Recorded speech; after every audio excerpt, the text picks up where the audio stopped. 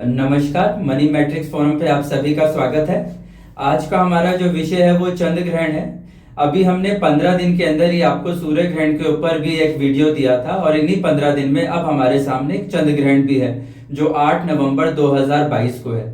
आप हमारे इस चैनल को लाइक करें, शेयर करें, इस चैनल को सब्सक्राइब करें और इसे ज्यादा से ज्यादा लोगों के बीच में भेजें ताकि वो भी ग्रहण पर क्या क्या इम्पैक्ट्स हमारी लाइफ पे रहते हैं या फिर हमें क्या ऐसे प्रिकॉशंस लेने चाहिए जो ग्रहण के समय हमारे लिए अच्छे रहते हैं, उन सब की अवेयरनेस दूसरे लोगों तक और आपके अपने परिजनों तक भी पहुंचे। तो आइए शुरू करते हैं आज का वीडियो। आज जो विषय है वो चंद्र ग्रहण है। देखिए अभी 8 नवंबर 2022 है, उसमें हमें चंद्र ग्रहण जो है वो मिल रहा है। चंद्र ग्रहण तक की स्थिति जो है वो तब बनती है जब हम देखते हैं कि चंद्रमा जो है वो राहु के द्वारा ग्रास कर लिए जाते हैं। तो आप देखें कि 8 नवंबर 2022 में जो है हमें लूनार एक्लिप्स जो है वो देखने के लिए मिलेगा एरिस साइन में, मेष राशि में। अगर हम उसका नक्षत्र देखें तो हमें वो वहां पर भरणी नक्षत्र दिखाई देता है। हम जानते हैं कि भरणी नक्षत्र जो है वो उसके जो स्वामी है वो शुक्र हैं और जो उसकी जो देवी जो उसमें नजर आते हैं या देवता नजर आते हैं वो हमें यम नजर आते हैं। तो भरणी नक्षत्र में होने की वजह से इसके जो काफी सारे इम्पैक्ट हैं वो हमें मेडिकली भी देखने के लिए मिलेंगे। जो अगर हम एरिस साइन को देखें तो फिर हमें वो जो है बॉडी में जो ब्लड वेसल्स रहती हैं, वेन्स रहती हैं, उनके ऊपर दिखाई देता है। या फिर हमें जो है जो हमारा ईएनटी पार्ट रहता है, यानी जो हमारा ईएनटी से रिलेटेड आईज रहता है, जो गला रहता है, हमारी वोकल कॉर्ड्स रहती हैं, इन सब के ऊपर भी इसका इम्पैक्ट पड़ता है। तो मेडिकली जो ये ग्रहण है ये काफी कुछ सीवियर इम्पैक्ट देता है। अगर हम इस तरीके के ग्रहण का अगर हिस्ट्री या आगे का देखें तो ऐसा ग्रहण हमें जो है अक्टूबर 2004 में देखने के लिए मिला था और अगर फर्दर अब आगे हमें जो है देखने के लिए मिलेगा वो नवंबर 2040 में देखने के लिए मिलेगा। तो आप देख सकते हैं कि ये जो ग्रहण है उसका जो इम्पैक्ट रहता है वो काफी सीवियर इम्पैक्ट्स में से है और कुछ यूनिक तरीके का इम्पैक्ट जो ग्रहण है वो हमें इसमें दिखाई देता है। इस ग्रहण को देखें तो भारत के अंदर भी इस ग्रहण का हमें प्रभाव दिखाई देता है। अगर हम इसका सूतक पीरियड अगर हम देखें तो वो दिन में 1:32 से शुरू हो जाता है और मेजर उसका जो पार्ट हमें दिखाई देता है वो 2:40 से शुरू हो जाता है। अगर हम प्रॉपर ल्यूनार एक्लिप्स को देखें तो वो 3:46 से रहता है और इस ग्रहण का जो मैक्सिमम इम्पैक्ट हमें दिखाई देता है वो 16:29 के बीच में हमें दिखाई देता है और इसका जो एंड पीरियड जो काउंट कर सकते हैं हम वो रहता है 5:11 पर। अगर हम दिल्ली के अंदर इसका देखें और मून राइज के पीरियड से इसे देखें तो दिल्ली में मून राइज जो है वो 5:28 से शुरू रहता है और जो मैक्सिमम इसका जो इफेक्ट हमें देखने को मिलता है वो 5:31 पर मिलता है।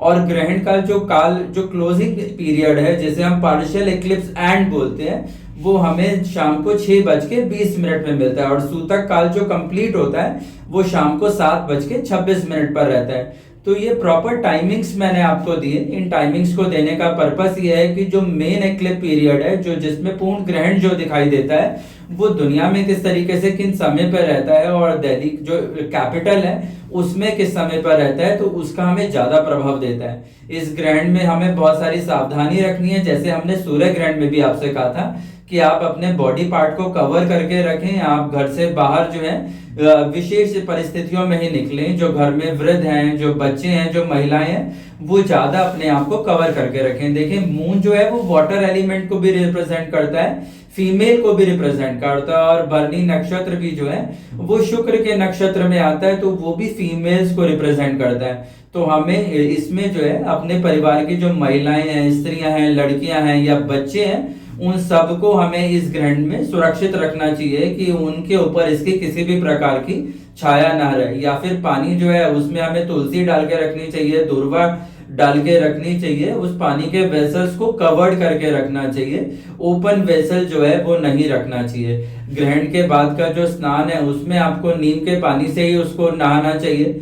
वही उसके लिए ज्यादा अच्छा उपयोगी रहता है। तो इसमें वाटर एलिमेंट जो है वो ज्यादा एफ्लिक्टेड है। जैसे मैंने आपको बोला कि ईएनटी, आप देखें कि ईएनटी में जो भी बीमारियां आती हैं उसमें खांसी, जुकाम, नजला, गले की खराबी, इस तरीके की जो पानी वाला जो पोर्शन रहता है वो ज्यादा रहता है। या फिर चेस्ट पेन, क्योंकि जो मून इसके अंदर एफ्लिक्टेड रहता है, और मून जो है वो कर्क का साइन और फैमिली साइन को रिप्रेजेंट करते हैं। तो घर में आने वाली जो परेशानियां रहती हैं, या फिर बॉडी में जो है जो हमारा हार्ट रहता है, लंग्स रहते हैं, उसके अंदर अगर किसी प्रकार का डिजीज या कुछ है तो वो भी आपको इसके अंदर ज्यादा प्रिकॉशन लेने चाहिए। हालांकि राहु और मून का जो एरिज में इसका जो कॉम्बिनेशन है वो काफी कुछ नई अपॉर्चुनिटीज दे देता है। अगर आपकी फैमिली में कुछ फैक्ट्स थे जो आप नहीं जानते थे तो वो अब जरूर सामने आ सकते हैं। जो भी बिजनेस में भी ऐसे कुछ फैक्ट्स थे जो अभी तक आपको नहीं पता थे वो जरूर सामने आ सकते हैं। या फिर यहाँ से जो है आपको एक नई अपॉर्चुनिटी मिल सकती है, आपके नए आइडियाज यहाँ से क्रिएट हो सकते हैं। जो आप लाइफ में आगे जाने के लिए जो कुछ चीजें आपके लिए रुकावटें थी वो भी अब यहाँ पर आपको अपॉर्चुनिटी की तरह मिल सकते हैं। तो इस एक्लिप्स के कुछ पॉजिटिव आउटकम्स भी हैं जो इन टर्म्स ऑफ आइडिया है, in terms of new art है, कि आप किसी तरीके की नई आर्ट अगर डेवलप करना चाहते थे तो वो भी नई अपॉर्चुनिटीज हमें इस लूनार एक्लिप्स के अंदर जो है वो ज्यादा दिखाई देती है। इसका अगर हम मुंडेन या फिर जियोपॉलिटिक्स में रोल देखें तो जैसे लास्ट ग्रैंड में हमने देखा था कि अराउंड जो सोलर एक्लिप्स था वहीं हमने देखा कि ब्रिटेन में ऋषि सुनक जो है वो अचानक से वहां के प्राइम मिनिस्टर अपॉइंट हो गए और लिज ट्रस ने रिजाइन करा। उसी तरीके से हमने चाइना में भी देखा कि किस तरीके से थर्ड टेन्योर जो है शी जिनपिंग को मिला और जो कम्युनिस्ट पार्टी है उसने अपने ही पुराने मैनिफेस्टोस को चेंज करा। तो वहां हमें पावर एंड पॉलिटिक्स के ऊपर इंपैक्ट ज्यादा दिखाई दे रहा था क्योंकि वो सोलर एक्लिप्स था। लूनार एक्लिप्स यूजुअली इंटरनल रहता है, तो यहाँ हमें अपने देश के अंदर काफी बदलाव दिखाई देते हैं। जैसे कि मैंने बताया कि भरनी जो है वो यम से रिप्रेजेंट होते हैं। तो यमुना नदी के आसपास के जो शहर हैं, चाहे वो दिल्ली हो, मथुरा हो, या फिर जहां जहां यमुना नदी बहती है, तो वहां पर आप कुछ जो है पॉलिटिकल चेंजेस देख सकते हैं। वहां जो कम्युनिटी रहती है उसकी लाइफ में कुछ जरूर इम्पैक्ट देख सकते हैं। तो यमुना के बैंक में जो भी सिटीज आती हैं उन्हें अगले 15 दिन में काफी प्रिकॉशंस लेने चाहिए, तो वो भी जो है काफी इंपॉर्टेंट रहता है। इसी तरीके से जो है अगर हम और थोड़ा सा देखें तो जो तिब्बत का पार्ट है, जो इंडो चाइना बॉर्डर है, वो भी इसमें कुछ एफ्लिक्टेड दिखाई देता है। तो तिब्बत गवर्नमेंट से रिलेटेड या फिर बौद्धिज्म से रिलेटेड हमें कुछ न्यूज़ेस देखने के लिए मिल सकते हैं, या इंडो चाइना मीट या कुछ उसमें भी हमें कुछ न्यूज़ेस जरूर देखने के लिए मिल सकते हैं। तो उन पे हमें इस चीज को फोकस करना चाहिए। अगर हम वेस्टर्न साइड पे देखें तो हमें पोलैंड के आसपास, जो अभी हम देखते भी हैं कि पोलैंड जो है वो नेटो का पार्ट भी है, तो पोलैंड से रिलेटेड भी हमें कुछ न्यूज़ेस जरूर देखने के लिए मिल सकते हैं। फ्रांस से रिलेटेड हमें कुछ मेजर न्यूज़ेस जो है वो देखने के लिए मिल सकते हैं। तो जियोपॉलिटिक्स में भी हमें इसका इम्पैक्ट दिखाई देता है। अब बात करते हैं कि इस ग्रैंड पे हमें क्या करना चाहिए। तो कुछ सरल उपाय जो है हम जरूर कर सकते हैं। जैसे कि आप चाहें तो ग्रहण के अंदर जो है लगभग 6 किलो चावल जो है उसका आप साबुत चावलों का दान जरूर करें, अगर कर सकते हैं तो वो आपके लिए बड़ा अच्छा रहता है। किसी भी तरीके का माउथ फ्रेशनर या कुछ मीठा खाना या फिर चॉकलेट्स खाना, टॉफी खाना या बच्चों को खाने से इस ग्रैंड में रोकना चाहिए, क्योंकि इसका प्रभाव हमें बच्चों के ऊपर भी ज्यादा दिखाई देता है। तो आप ऐसी कुछ चीजें खाने से जो है ग्रहण में बचें। वैसे तो संभव हो तो ग्रहण काल में कुछ नहीं खाना चाहिए, लेकिन यदि खाने की आवश्यकता रहती है तो ऐसे माउथ फ्रेशनर्स जो हैं, च्युइंग करने वाली चीजों को हमें नहीं खाना चाहिए, जिसमें टॉफी, चॉकलेट्स या माउथ फ्रेशनर्स हो, या फिर हमें किसी भी तरीके के स्वीट्स नहीं खाने चाहिए। इसका हमें ध्यान रखना चाहिए। इसके अलावा इस ग्रहण के बाद हमें जो है अपने पेरेंट्स के ब्लेसिंग्स जरूर लेने चाहिए। अपने पेरेंट्स को कॉल करना चाहिए, उनसे आशीर्वाद लेना चाहिए। यदि आप उनके साथ रहते हैं तो चरण स्पर्श करने चाहिए, क्योंकि यहाँ पर जो है मून जो है वो काफी एफ्लिक्टेड है। परिवार की परंपराओं से जुड़ी हुई चीजों से हमें लाभ होता है, तो हमें अपने परिवार से जुड़ी हुई चीजों का ध्यान रखना चाहिए और अपने पूर्वजों का, अपने पेरेंट्स का आशीर्वाद जरूर लेना चाहिए।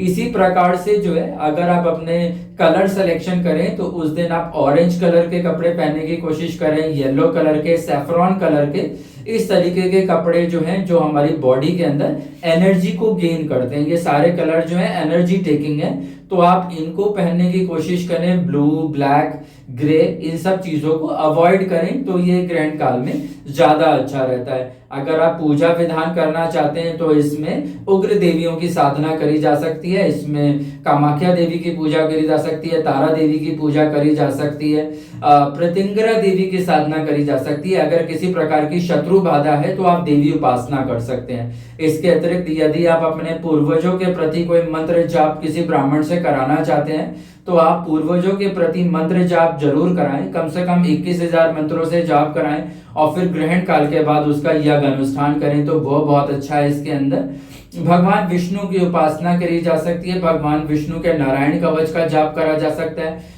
विष्णु सहस्त्र नाम जो है उसकी पूजा करी जा सकती है।